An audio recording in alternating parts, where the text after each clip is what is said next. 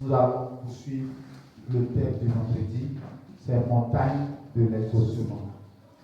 Le vendredi dernier, nous avions parlé de l'histoire de Anne.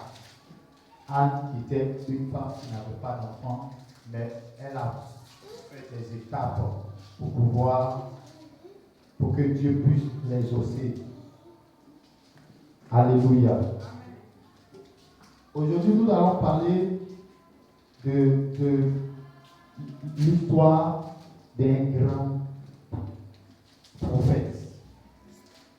Qu'est-ce qu'il a fait? Qu'est-ce qui s'est passé? Et comment ce prophète-là a invoqué Dieu et puis Dieu a intervenu dans sa vie. Alléluia. Amen. Nous allons prendre le livre de 1 Roi 18, le verset 41 au verset 46. 1 Roi 18, le verset 41 au verset 46. Vous êtes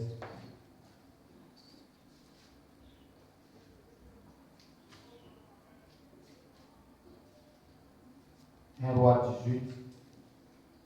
Est-ce que vous êtes à la page? Verset 41. Voici ce qui est écrit.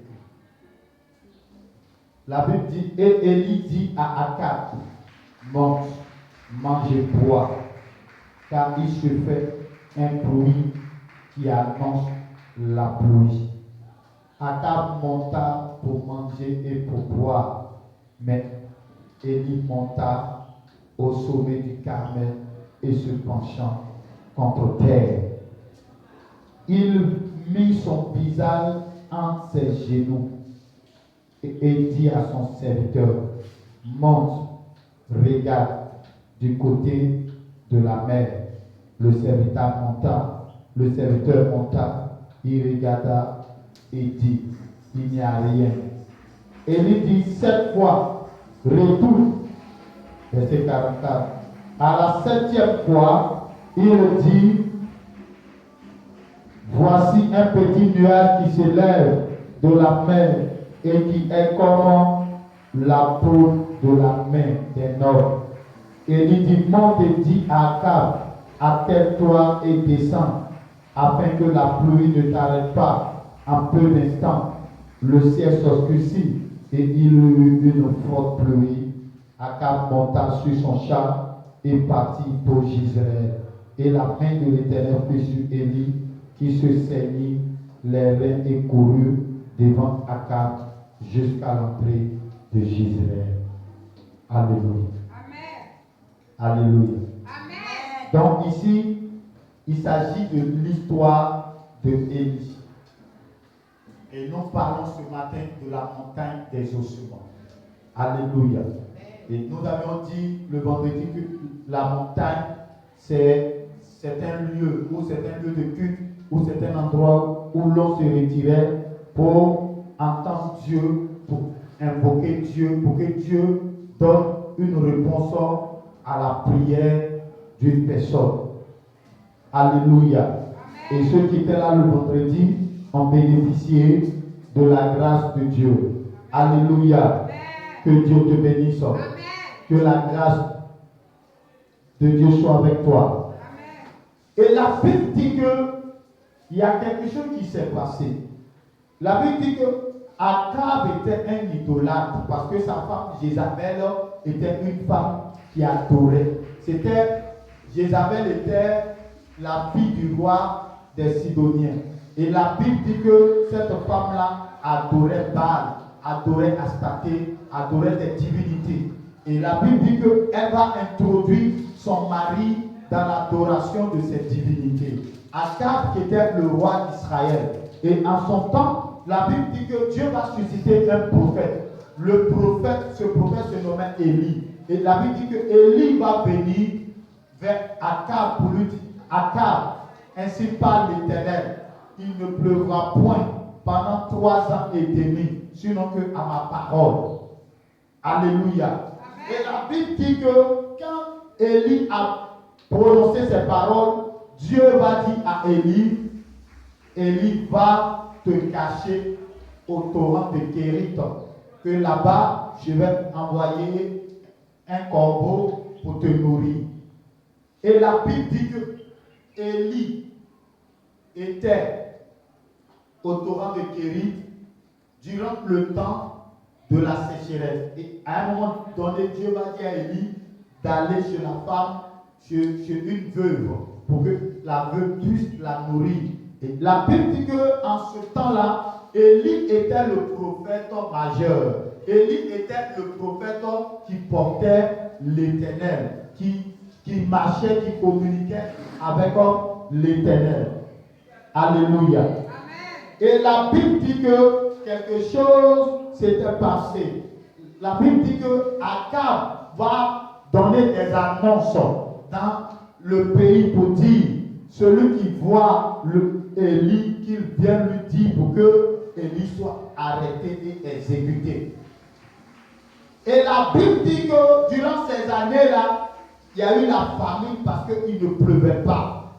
Bien aimé, quand il ne pleut pas, il y a la famine.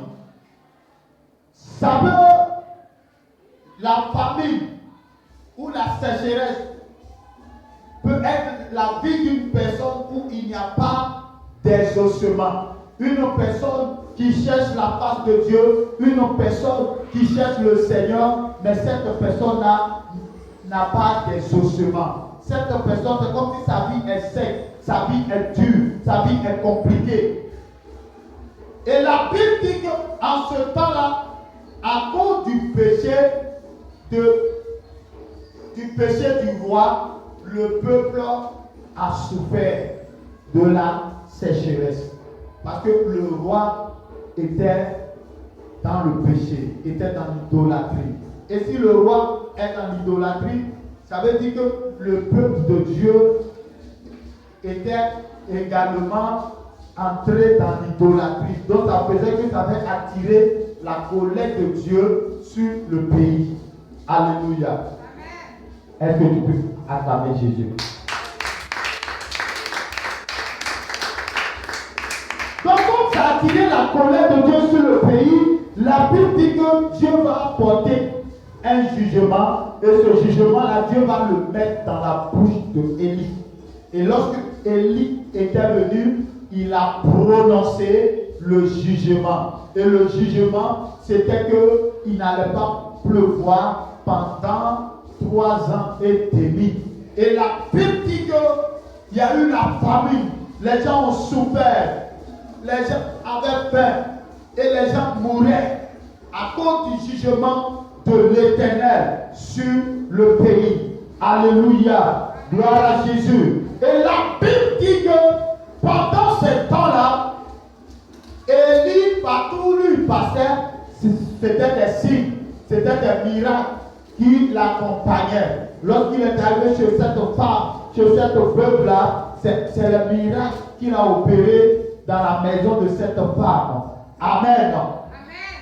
Faut dire Amen avec moi. Faut dire Amen avec moi.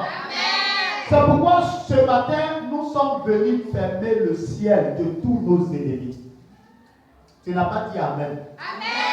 Peut-être que ton ennemi, là, quand il a la force et puis te combat, là, tu aimes ça. Puisque l'ennemi veut que toi tu souffres, puisque l'ennemi veut que toi tu ne sois pas dans la paix, tu ne sois pas dans la joie, ce matin, que le ciel de tous nos ennemis soit fermé au nom de Jésus-Christ. Que le ciel de tous nos ennemis soit fermé au nom de Jésus. Que le ciel de tous les ennemis de même temps soit fermé au nom de Jésus. Que la terre ne produise plus jamais au nom de Jésus-Christ. Que la sécheresse soit dans nos vies au nom de Jésus-Christ. Que la désolation soit dans la maison de tous nos ennemis au nom de Jésus-Christ. Alléluia. Alléluia. Et la Bible dit que avant que ces 3 ans et demi ne finissent, la Bible dit que Dieu va dire à Élie d'aller confronter les prophètes de Baal, les prophètes d'Astarté, les prophètes qui adoraient Baal et Astarté. C'est-à-dire, ces prophètes-là étaient. Jézabel leur a donné le pouvoir d'adorer ces idoles.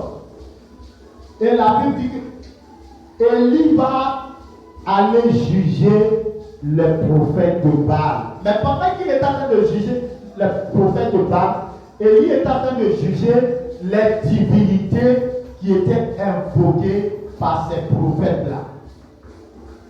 Et la Bible dit qu'ils vont se rendre sur la montagne de Carmel. Et c'est sur cette montagne-là qu'Élie va juger ces prophètes-là.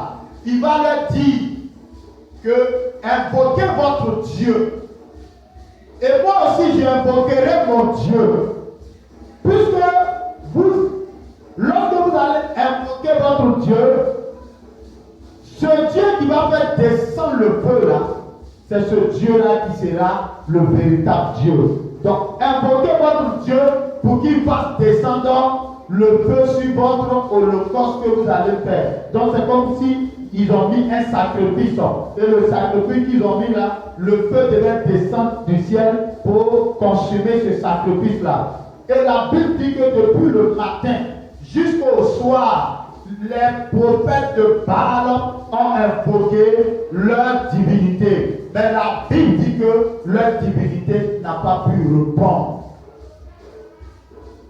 Alléluia. Amen. Et lorsque leur divinité n'a pas pu répondre, la Bible dit qu'Élie également va se lever et il va rétablir l'autel de l'Éternel par 12 pierres. Donc lorsqu'il a rétabli l'autel de l'Éternel, il a mis maintenant l'offrande sur l'autel. Et la Bible dit qu'Élie a pris de l'eau et il a versé même sur le sacrifice. Pour ne pas dire que c'est parce qu'il faisait chaud que ça s'allumait. Donc il a versé l'eau dessus même. Pour leur dire que mon Dieu là, même s'il y a l'eau sur l'autel et sur le sacrifice là, il va faire descendre le feu. Alléluia. Amen. Et la Bible dit que pendant qu'Élie à l'heure de l'offrande, Élie va leur dire, bon, vous avez invoqué votre Dieu, peut-être que votre Dieu était en vacances. Et pendant qu'ils étaient en train d'invoquer leur Dieu, Élie se moquait d'eux. Il dit, il faut bien invoquer ton Dieu. Peut-être que comme il est Dieu, peut-être qu'il est occupé quelque part là-bas.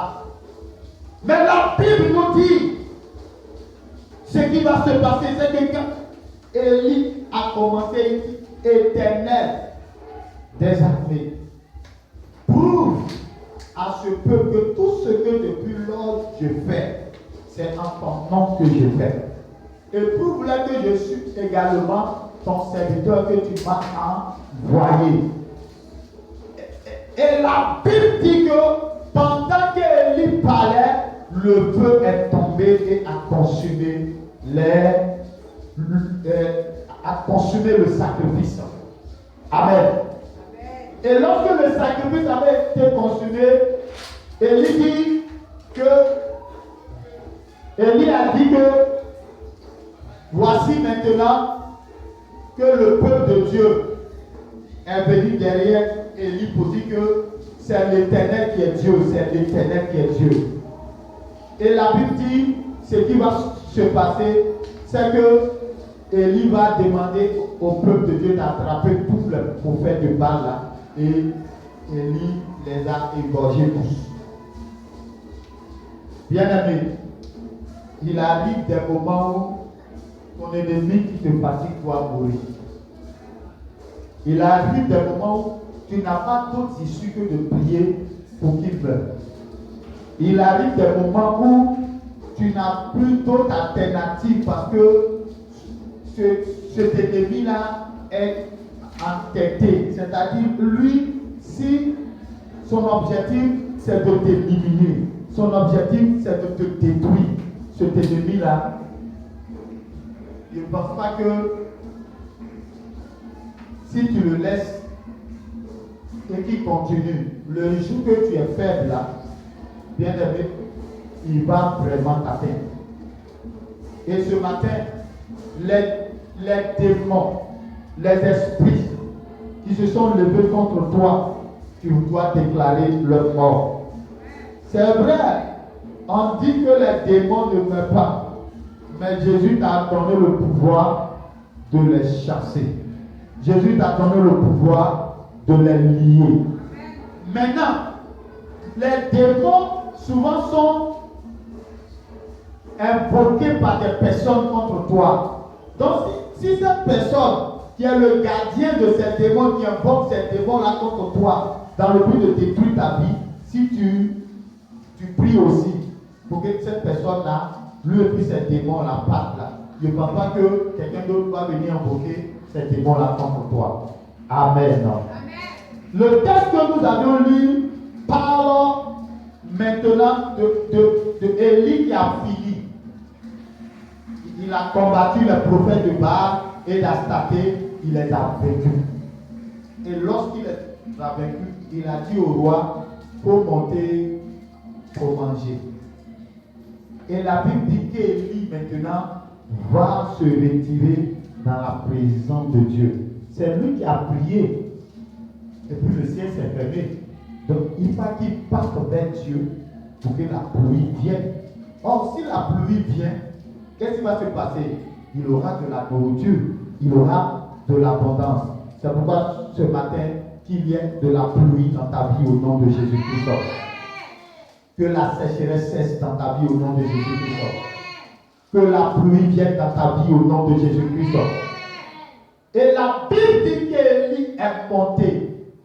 Mais ce qui va m'intéresser ici, la Bible dit qu'il s'est penché, la tête entre ses jambes. C'est-à-dire, il s'est mis en genou comme ça et il a mis sa tête là entre ses jambes.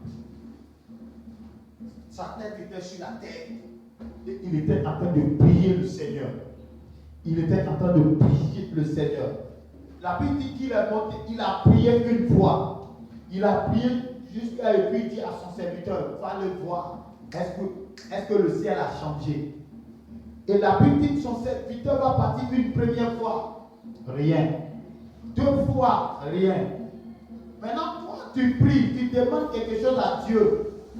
Une première fois, tu ne vois pas des ossements. Une deuxième fois, tu ne vois pas des ossements. Et puis, tu es là, tu es découragé. Mais la Bible dit qu'Élie ne s'est pas découragé. Élie ne s'est pas découragé. Il allait dire, mais moi je suis prophète. Et puis moi je t'appelle, tu ne réponds pas. Ah, je ne prie plus. Il pouvait faire ça, non? Pourquoi toi tu fais ça? Moi-même je suis fatigué de prier. Moi-même là. Bien aimé, il y a des moments où tu dois insister dans la prière parce que tu as besoin de quelque chose. Les chrétiens, Dieu ne cherche pas des chrétiens paresseux. Dieu, s'il t'a donné quelque chose, c'est parce que tu le mérites. Est-ce que je comprends? Si Dieu t'a donné quelque chose, c'est que tu le mérites. Bien aimé, nous sommes dans une génération où Satan aussi ne veut pas. Satan est en train de jouer ses dernières cartes. Il sait que son sort final, c'est l'enfer. Donc, bien aimé, les démons qu'il libère là, ce ne sont pas les petits démons. C'est pourquoi toi aussi, ta vie de prière là, ne doit pas être une vie de prière d'un nouveau converti. Tu dois être une personne qui insiste dans la prière et qui veut voir Dieu agir dans ta vie. Bien aimé, il y a des choses où vraiment, si tu n'as pas insisté dans la prière, tu ne peux pas voir. Pourquoi? Parce que les démons qui se sont levés contre toi sont là, ça fait des années. Toi, tu es venu les trouver. Donc, ces démons ont combattu tes parents. Ces démons ont combattu tes grands-parents. ils les ont vaincus. Et puis tu penses que pour une prière de 10 minutes, de 1 heure de temps, de 30 minutes, ça peut les arrêter? Ça ne peut pas les arrêter. Donc il faut une personne qui insiste dans la prière. Élie a insisté dans la prière. Et même le livre de Jacques parle de ça. Il dit, Élie était un homme de la même nature comme toi. Ça veut dire qu'il avait le sang. Il avait la peau que tu avais, le corps que tu as, la tête que tu as, les pieds que tu as. Il n'était pas un extraterrestre, mais c'était un homme. Élie n'était pas un extraterrestre. C'était un homme comme toi. Et la Bible dit que Élie a prié avec instance. Et lorsqu'il a prié avec instance, il y a eu quoi? Il y a eu délivrance. Il y a eu restauration. Il y a eu guérison. Il y a eu résurrection. Parce que c'était quelqu'un qui insistait dans la prière. Élie était un homme qui insistait dans la prière. Bien-aimé, tu dois insister dans la prière. Tu as besoin de quelque chose pour insister. Bien-aimé, il faut insister. Il faut insister. Peut-être que hier, tu as fait une année. Cette année-là, tu as chicoté. Mais il ne faut pas te dire que c'est fini. Si tu te décourages, Élie pouvait se décourager. La Bible dit qu'il a prié 7 fois. Même jour. Il prie. Il est dessus. Seigneur, que la pluie vienne. Ce qui veut dire que Dieu n'est pas un Dieu léger. Donc si tu penses que Dieu que tu adores là, c'est un Dieu léger, tu te trompes. Pour le chercher avec amour, pour le chercher avec foi. C'est parce qu'Élie savait que ce Dieu, son Dieu qu'il adorait là, pouvait répondre. C'est pourquoi il le cherchait avec foi. Il priait avec foi. Il priait avec persistance. Bien aimé, quand on parle de contact des autrement, on parle des enfants, des jeunes gens, des chrétiens qui prient avec insistance, des chrétiens qui cherchent la volonté de Dieu dans leur vie, des chrétiens qui veulent que Dieu intervienne dans leur situation, des chrétiens qui appellent Dieu. Yeah. Des démons se sont levés contre toi, des esprits se lèvent contre toi, des méchants se lèvent contre toi. Bien aimé, même si le diable, tu l'as vaincu spirituellement, il va susciter des hommes physiques. Parce que spirituellement, tu l'as vaincu. Il sait que spirituellement, tu t'es levé. Il ne te moint pas spirituellement. Donc, il envoie des hommes physiques même pour venir t'agresser, pour venir t'attaquer. C'est pourquoi le combat, pendant que tu pries, il faut prier pour tous ces paramètres. Même s'il a suscité quelqu'un physiquement, et que cette personne a accepté de te faire du mal, que Dieu foudroie cette personne. Si c'est quelqu'un qui l'a suscité spirituellement, qui se dédouble contre toi, et pendant que tu dors, il rentre à ta maison pour venir servir des choses, que Dieu le foudroie. Bien aimé, le combat que nous menons, nous devions gagner ce combat. Nous devions gagner ce combat. Élie était en train de prier. Il prie. La Bible dit sa tête est entre ses jambes. Sa tête est entre ses jambes. Aujourd'hui, ceux que tu pries, tu les vois prier puis mettre leur tête entre leurs jambes, leur tête à terre. C'est Élie qui a envoyé ça. Les choses, comment on appelle Israël, les Israélites qui prient la tête à terre là. Ce que vous voyez les musulmans faire là, ça qui passe chez eux, ça qui en Israël, c'est Israël qui fait ça. Eux quand ils prient, ils disent que le Seigneur est tellement grand, donc ils mettent leur tête à terre. C'est là-bas que les autres ont copié. Alléluia. Alléluia.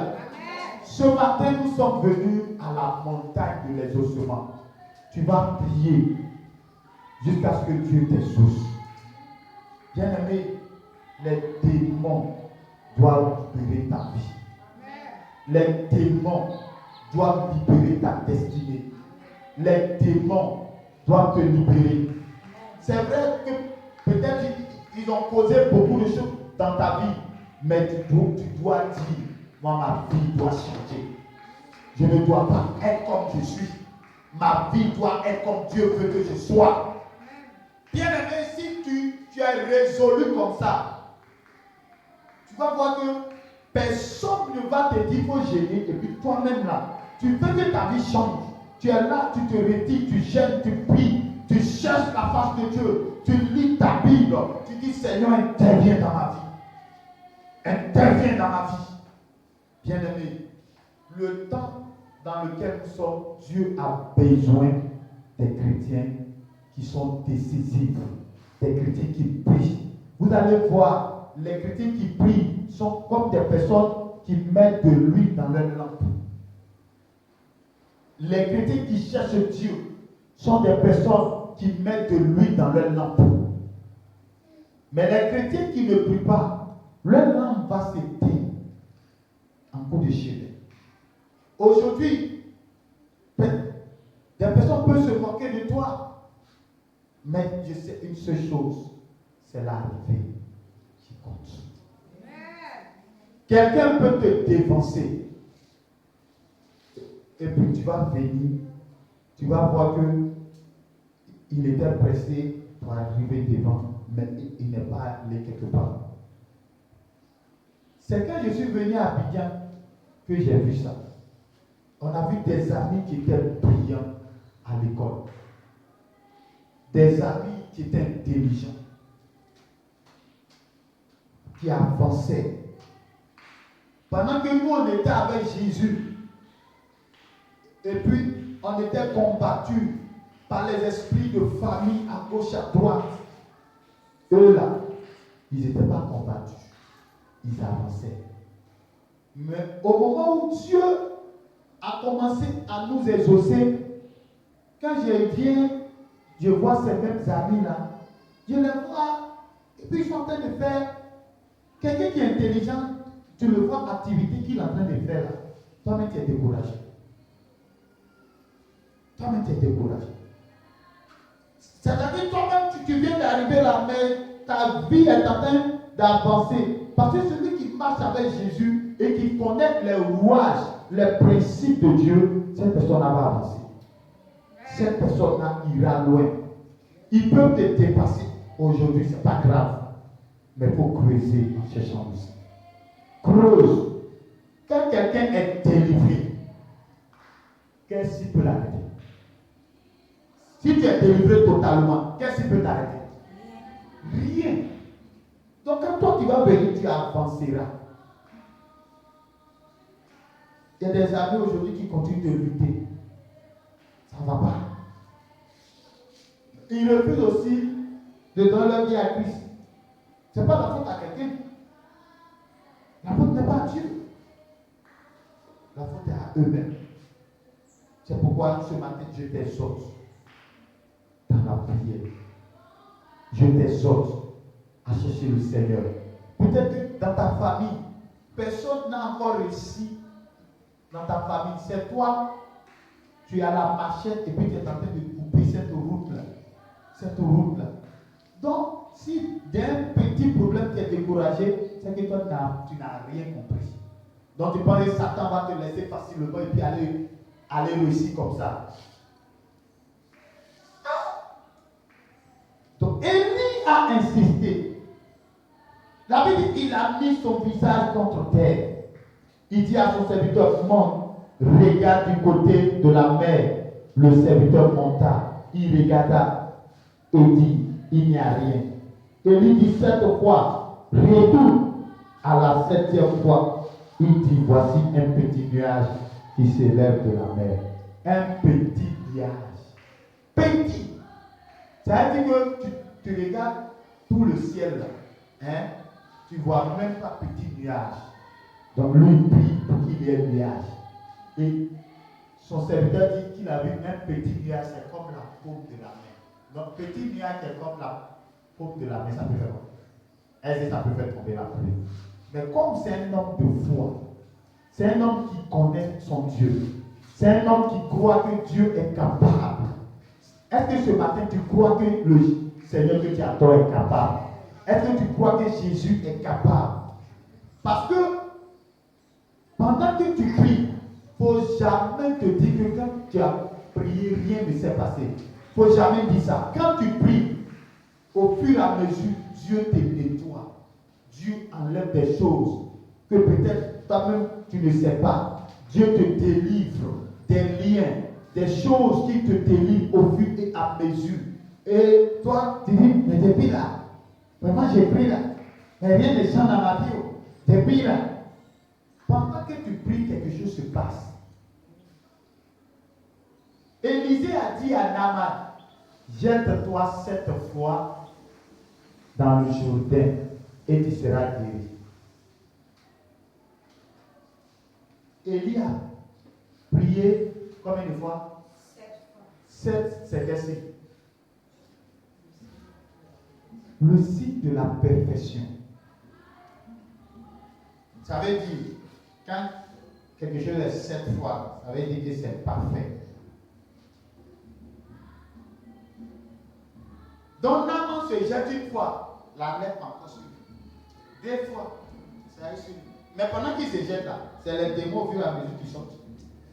C'est les démons, ils plongent, ils s'élèvent, c'est encore là. Ils plongent, ils s'élèvent, c'est encore là. Ils plongent, ils s'élèvent, c'est encore là. Si ça arrête à la 6e fois, qu'est-ce qui allait se passer? Hein? Il allait toujours les prendre. C'est pourquoi ne joue pas ce matin. Ce matin-là, il faut prier. Et puis quand tu quittes ici, il faut continuer de prier. Quand tu viens encore dans la présence du Seigneur, continue de prier. Dieu qui est Dieu, il n'est pas sourd. Dieu n'est pas sourd. C'est ça. Amen. Quand nous on vient en prier, Seigneur sauve les âmes. Seigneur sauve les âmes. Seigneur que les pécheurs soient sauvés. Est-ce que Dieu est sourd? Dieu n'est pas sourd. Il entend. Il veut voir si ce que tu demandes, si vraiment toi-même la tu es sincère. Tu veux réussir, non? Dieu veut voir si ce que tu cherches là, si ça te tient à cœur. Parce que tu pries, mais Dieu te donne. Tu ne vas pas voir l'importance. Or, les choses importantes, Dieu donne pas ça comme ça. Élie même qui est le prophète majeur a prié 7 fois. Ce qui veut dire, quand il prie, Satan aussi s'oppose. Quand il prie, Satan s'oppose. Quand il prie, Satan s'oppose. Mais Satan, quand il sait que tu es déterminé, il se fatigue pour finir. Alors, quand le diable sait que tu veux quelque chose, il se fatigue. On se comprend? Quand Satan sait que le monsieur là, si je ne quitte pas là, il va me détruire. La femme là, si je ne quitte pas là, elle va me détruire. Il va fuir. Que Dieu te bénisse. Amen. Que Dieu te bénisse. Amen. La pluie qu'Élie demandait, c'était synonyme de la bénédiction. C'était la pluie allait venir. Quand il y a la pluie, il y a de la nourriture, il y a de l'abondance. C'est ça, non? Donc, Satan aussi veut que les gens continuent de mourir. Parce que quand les gens meurent, lui, c'est le sang qui requiert. Donc, le Seigneur, Élie aussi, veut que les gens vivent. Toi, tu veux que ta famille vive, non? Tu veux réussir, non? Donc, Élie aussi, c'était comme ça. Il voulait que sa famille vive. Il voulait que les habitants vivent dans la paix. Que les enfants ne meurent pas. Que les jeunes ne meurent pas. Que les hommes ne meurent pas. Donc, il était aussi en train d'insister pour que Dieu intervienne. Pour que Dieu agisse. Pour que Dieu se manifeste. Alléluia. Est-ce que ce matin, c'est comme ça que j'ai déterminé? Hein? L'année où j'ai eu mon examen, tellement je priais, il y a une femme qui a dit, tu exagères maintenant. Est-ce qu'on se comprend? Elle dit, tu exagères maintenant. J'ai dit oui. En tout, il faut exagérer. C'est ça qui est bon. Toi, pendant que tes amis se réveillent la nuit pour prier, toi tu dors, tu ronfles. Et puis tu penses que la vie là c'est facile. Tes amis se réveillent à 24 heures. De 24 heures à certaines heures, ils sont en train de prier. D'autres sont en train d'étudier. D'autres sont en train de... Toi tu dors, tu ronfles. Et tu penses que les choses là, c'est facilement que Dieu va te donner. Bon, tu penses que Satan, lui, il veut que toi tu réussisses. Parce que si tu réussis, tu as un témoignage, tu as dit que c'est Dieu qui t'a béni. C'est ça, non? Hein? Tu as dit que c'est Dieu qui t'a béni, non? Non, du mal, c'est passé. Oh. C'est pourquoi sois déterminé. Quand tu as besoin de quelque chose, il faut montrer au ciel que tu as besoin de la chose. Tant que tu ne montreras pas au ciel que tu as besoin de la chose, Jésus même a dit, demandez, l'on vous donnera. Cherchez, je vous trouverai. C'est ça, non? Il arrive par moment où il dit frapper.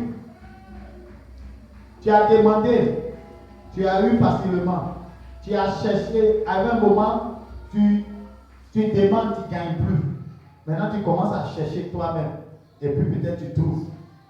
Malgré un moment là, il y a des choses là. Qu'est-ce qu'on fait? On frappe. Il faut frapper fort dans la prière. Il faut frapper fort dans la prière. Frappe fort dans la méditation. Frappe fort dans la lecture. Frappe fort dans tes études. Il faut étudier fort. Il faut frapper. Alléluia.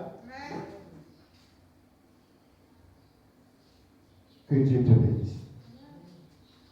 Que Dieu te bénisse. Amen. Que Dieu te bénisse. Amen.